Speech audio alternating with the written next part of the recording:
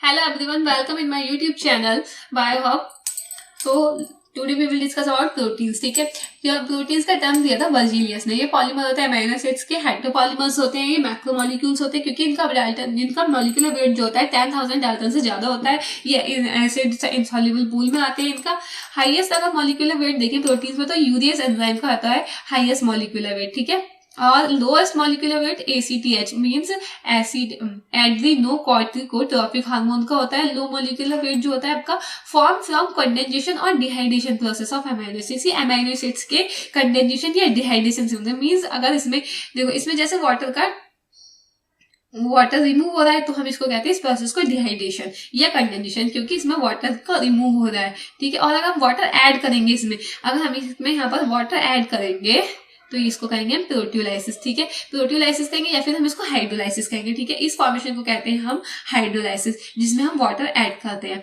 ठीक है, हाइड्रोलाइसिस कहते हैं. बट जब वाटर को रिमूव करते हैं उसको कहते हैं डिहाइड्रेशन. तो डिहाइड्रेशन की प्रोसेस से बन रहा है आपका प्रोटीन. ठीक है, जैसे ये फर्स्ट आपका है अमीनो एसिड्स, ये सेकंड अमीनो एसिड्स है. अब इसमें हमने इन दोनों को, इसका ये COOH और इसका NH2, ये दोनों मिलकर के आपस में पेप्टाइड बॉन्ड का फॉर्मेशन कर रहे हैं. यहाँ पर पेप्टाइड बॉन्ड का फॉर्मेशन हो किस वजह से, क्योंकि यहाँ पर वाटर रिमूव हो गया तो आपका ये बन गया डाइपेप्टाइड. ऐसे ही अगर यहाँ पर एक और जोड़ दें, हम यहाँ पर एक और ऐड कर दें, अगर यहाँ पर एक और अमीनो एसिड ऐड कर दे तो ट्राइपेप्टाइड हो जाएगा, और उसके अलावा एक और कर दे तो टेट्रापेप्टाइड हो जाएगा. सो ऑन ऐसे ही होता रहता है. ठीक है, ऐसे इसमें जुड़ती रहती है आपस में. और जब 50 से ज्यादा आपकी अमीनो एसिड जुड़ जाती है, जैसे आपकी 10 पर होगी डेकापेप्टाइड. ठीक है, डेकापेप्टाइड, और मोर देन 10.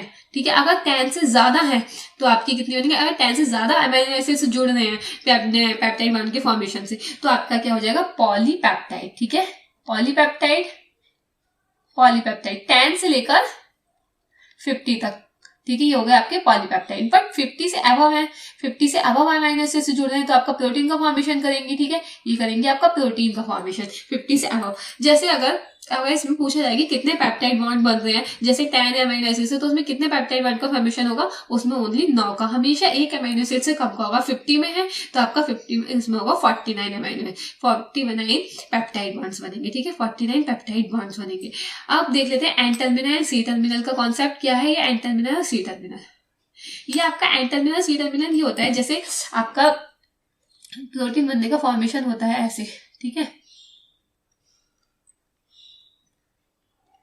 ये आपस में ऐड होकर के, ये आपस में ऐड हो गया पेप्टाइड बॉन्ड के फॉर्मेशन से.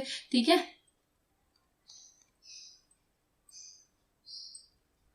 ये दोनों यहाँ पर पेप्टाइड बॉन्ड का फॉर्मेशन हो गया. बट ये वाला, इसका जो फर्स्ट वाला एन था, NH2 था, एमाइन ग्रुप, वो तो आपका फ्री रहा. और लास्ट का कार्बोक्सिलिक ग्रुप, जैसे ये कितने भी जुड़ जाए 51 52 आपस में, है ना, कितने भी जुड़ जाए, बट इसका लास्ट का COH का ग्रुप है ना, कार्बोक्सिलिक ग्रुप, और फर्स्ट NH2 ग्रुप, ये फ्री रहेगा और ये फ्री रहेगा. तो जो फर्स्ट वाला है उसको हम कहेंगे एन टर्मिनल, और जो लास्ट वाला है उसको हम बोलेंगे सी टर्मिनल. ठीक है,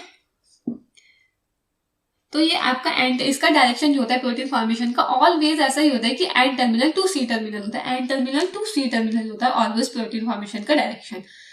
सो नेक्स्ट बात करते हैं टाइप्स ऑफ प्रोटीन्स की. टाइप्स ऑफ प्रोटीन 3 टाइप्स की होती है mainly. Simple protein, conjugated protein, डाई प्रोटीन. सिंपल प्रोटीन जो होती है जिसमें ओनली प्रोटीन पार्ट ही प्रेजेंट होता है, ओनली उसमें प्रोटीन पार्ट होता है. ठीक है, ओनली इसमें प्रोटीन पार्ट होता है. तो इसमें क्या होता है, जैसे आपके है ना, ओनली प्रोटीन पार्ट होता है. जैसे फाइब्रस, और ये 2 टाइप की होती है, फाइब्रस और ग्लोब्यूलर. फाइब्रस और ग्लोब्यूलर प्रोटीन. ठीक है, अब कॉन्जुगेटेड प्रोटीन देख लेते हैं. इसमें प्रोटीन पार्ट होता है, नॉन प्रोटीन पार्ट. जो आपका प्रोटीन पार्ट होता है इसमें आपका एपोप्रोटीन, इसको हम कहते हैं प्रोटीन पार्ट वाले को एपोप्रोटीन, एंड नॉन प्रोटीन वाले को कहते हैं प्रोस्थेटिक ग्रुप. ठीक है, और जो डाई प्रोटीन होती है ये डाइजेस्टिव एंजाइम के एक्शन से फॉर्म होती है. मतलब इसमें डाइजेस्टिव एंजाइम जितने भी होते हैं वो अपना एक्शन करते हैं, उसके उसी से फॉर्म होती है. प्रोटीन के ही डेराइव्स है, ये प्रोटीन के ही डेरिवेटिव. जैसे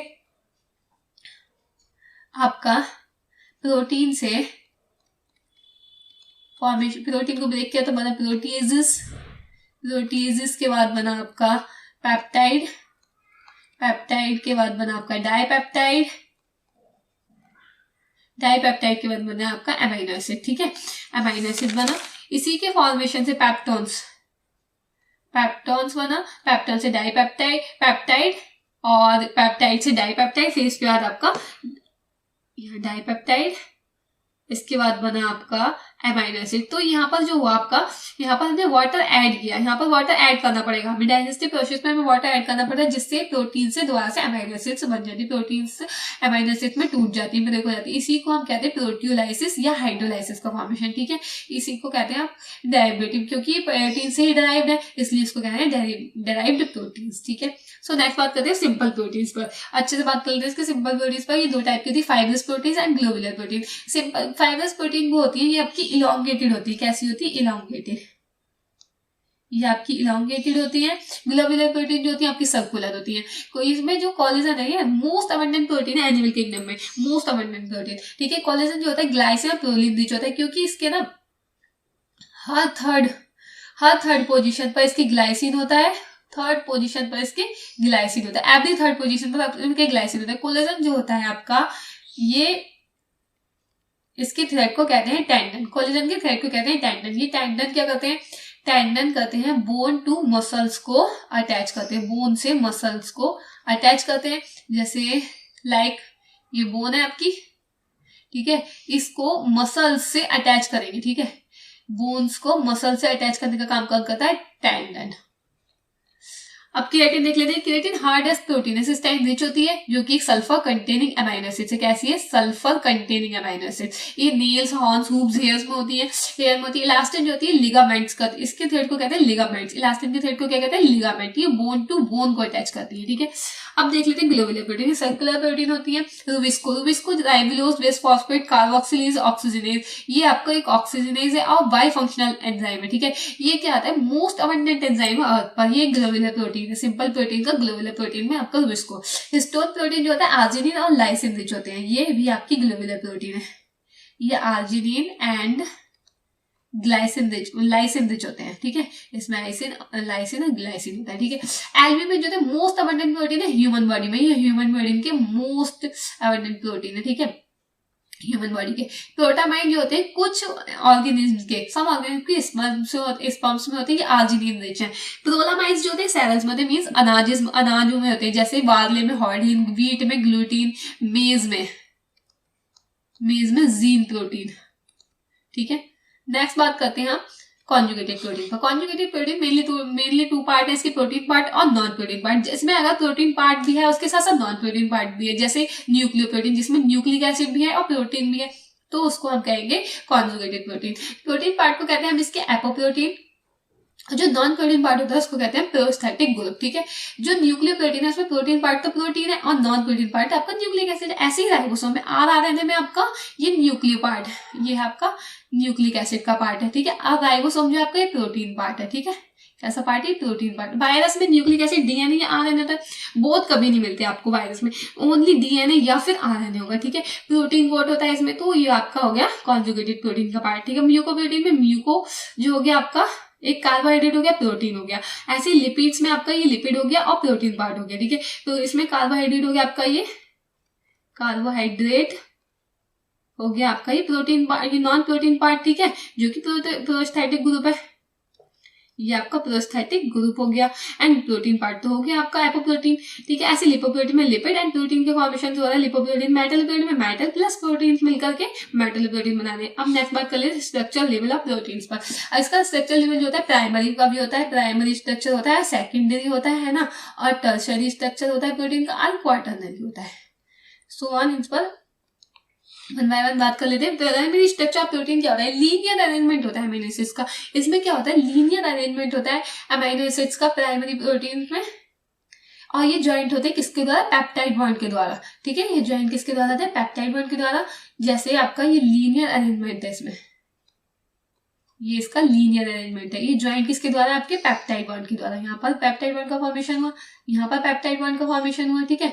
ऐसे इसमें बीच बीच में पेप्टाइड बॉन्ड का फॉर्मेशन होता रहता है। और इससे हमें क्या पता चलता है? जिससे हमें एक सीक्वेंस में होते हैं, इसलिए हमें इसकी उसका जो भी ग्रुप है उसका पता चल जाता है पोजीशन का, ठीक है। इसमें कि किस टाइप से इसका फॉर्मेशन हुआ है उसकी पोजीशन का पता चल जाता है। एंड टर्मिनल जो होता है आपका ये फ्री अमाइन ग्रुप। अगर यहाँ पर ये आपका एंड टर्मिनल, ये इसका हो गया आपका एंड टर्मिनल, और लास्ट वाला हो गया आपका सी टर्मिनल, ठीक है, ये आपका सी टर्मिनल हो गया क्योंकि इधर की साइड आपका कार्बोक्सी ग्रुप फ्री है ना, अल्फा कार्बन से जुड़ा हुआ, ये आपका NH2 फ्री है, तो आपका इससे पता चल जाता है N terminal to C terminal इसका डायरेक्शन है। अब बात कर लेते हैं सेकेंडरी स्ट्रक्चर ऑफ प्रोटीन की। सेकेंडरी स्ट्रक्चर जो होता है इसमें पॉलीपेप्टाइड चेन तो होती है, उसकी फोल्डिंग होती है, इंटरेक्शन बिटवीन अमीनो एसिड्स, मतलब अमीनो एसिड्स के बीच में पॉलीपेप्टाइड चेन की फोल्डिंग, उसको कहते हैं सेकेंडरी स्ट्रक्चर। अल्फा, ये दो टाइप का होता है, अल्फा हेलिकल और beta pleated sheet. Alpha helix जो होते हैं इसमें हाइड्रोजन बॉन्डिंग है, बट किसके बीच में, ओनली एक पॉलीपेप्टाइड चेन के बीच में, ओनली वन पॉलीपेप्टाइड चेन के बीच में।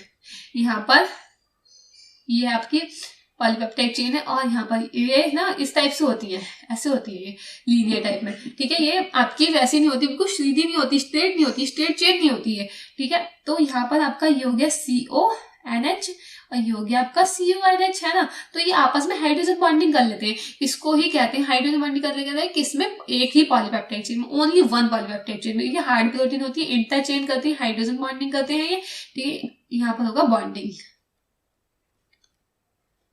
और ये इसमें alpha creatine, fibrin, elastin, actin, myosin में ये सब में अल्फा हेलिक्स प्रोटीन पाई जाती है। बीटा प्लेटेड शीट में क्या होता है, हाइड्रोजन बॉन्डिंग होती तो है, बट हाइड्रोजन बॉन्डिंग एक पॉलीपेप्टाइड चेन के बीच में नहीं होती, ये होती है एक से ज्यादा पॉलीपेप्टाइड चेन में, ठीक है। सॉफ्ट प्रोटीन होती है, इंटर चेन होती है, इनकी कैसी शेप होती है, जैसे ये हो गया आपका, ये आपका इस टाइप से इसका फॉर्मेशन होता है, ये हो गया आपका बीटा प्लेटेड शीट, ठीक है। इस टाइप से ये आपकी प्रोटीन्स जुड़ी हुई होती है, ठीक है। क्योंकि आपका CONH इनके बीच में, इनमें एक से ज्यादा के बीच में आपकी हाइड्रोजन बॉन्डिंग होती है, इसलिए इसको कहते हैं इंटरचेन और इसको कहते हैं इंटरचेन। इसमें beta carotene, silk protein, beta carotene जो होता है आपका बर्ड्स के फेदर्स में होता है, किसमें होता है, बर्ड्स के फेदर्स में, बर्ड्स फेदर्स में, और सिल्क प्रोटीन में फाइब्रिन होता है, ठीक है। फाइब्रिन बीटा प्लेटेड शीट होती है। नेक्स्ट बात कर लेते हैं हम टर्सरी स्ट्रक्चर ऑफ प्रोटीन। जो इसका टर्सरी स्ट्रक्चर ऑफ प्रोटीन होता है, 3D स्ट्रक्चर होता है प्रोटीन का। कैसा होता है, 3D स्ट्रक्चर होता है प्रोटीन का, ठीक है।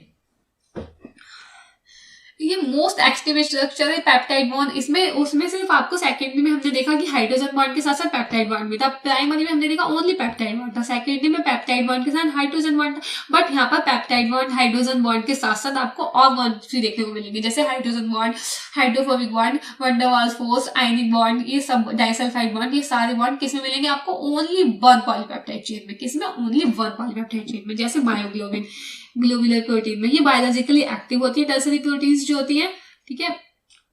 नेक्स्ट बात करते हैं क्वाटरनरी स्ट्रक्चर ऑफ प्रोटीन्स पर।